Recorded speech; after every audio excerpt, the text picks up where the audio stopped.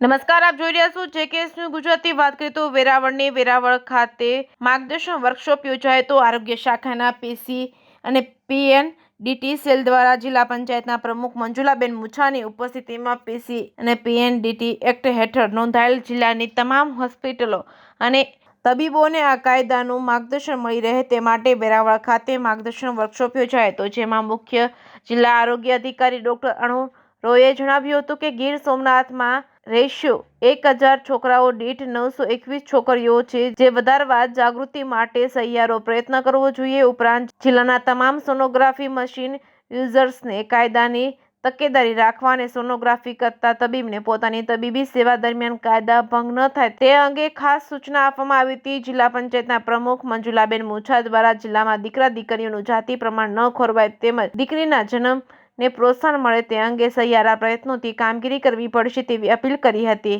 જેકેએસ news Gujarati સાથે મહેશ વાજા, સોમનાથ.